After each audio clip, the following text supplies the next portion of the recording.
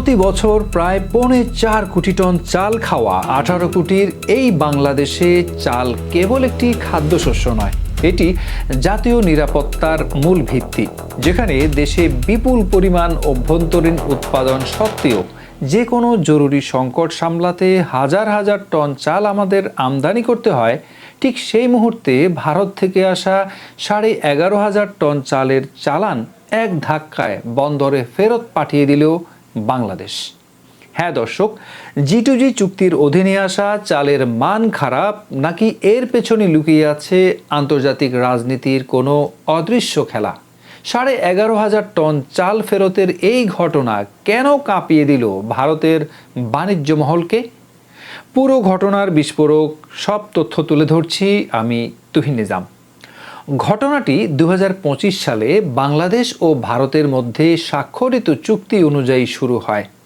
MV-ST pioneer নামের একটি জাহাজে করে ভারতের এই বিশাল চালের চালানটি গত 21 জুলাই এসে পৌঁছায় চট্টগ্রাম বন্দরে।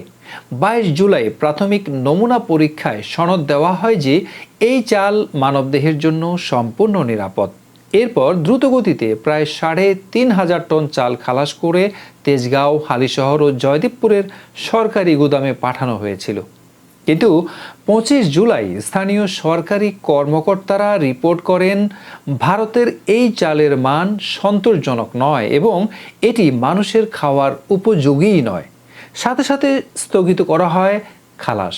খাদ্য মন্ত্রণালয়ের নির্দেশে অবশিষ্ট 8,000 টন চাল ভারতে ফেরত পাঠানোর চূড়ান্ত সিদ্ধান্ত নেয় বাংলাদেশ কর্তৃপক্ষের এমন আকস্মিক ও কঠোর পদক্ষেপে রীতিমতো তোলপাড় শুরু হয়েছে ভারতের রপ্তানিকারক মহলে।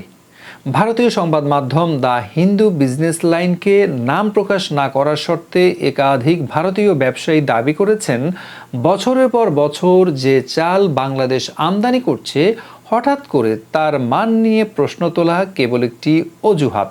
এর পেছনে সাম্প্রতিক পট পরিবর্তনজনিত গভীর রাজনৈতিক প্রভাব থাকতে পারে।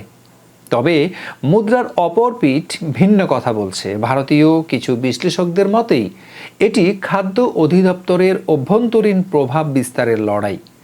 শেখ হাসিনা সরকারের সময় সুবিধাভোগী যেসব সিন্ডিকেট একচেটিয়া প্রভাব খাটিয়েছিল, তাদের নিয়ন্ত্রণ ভাঙার যুদ্ধে পরোক্ষ শিকারে পরিণত হয়েছে ভারত থেকে আসা চালের এই বিশাল চালান। প্রতিদিন যার উপর কোটি কোটি মানুষের পেট নির্ভর করে, সেই চালে কি সত্যিই পোকা আর ভেজাল ছিল, নাকি ক্ষমতার মসনদ বদলের সাথে সাথে বদলে গেছে চালের বাজারের আসল রাজারাও? ভারতের বাণিজ্য মহলের কূটনৈতিক উদ্বেগ আর বাংলাদেশের খাদ্য নিরাপত্তার এই দর কষাকষিতে শেষ পর্যন্ত ক্ষতিকার সাধারণ জনগণের নাকি সিন্ডিকেটের? আপনার কি মনে হয়?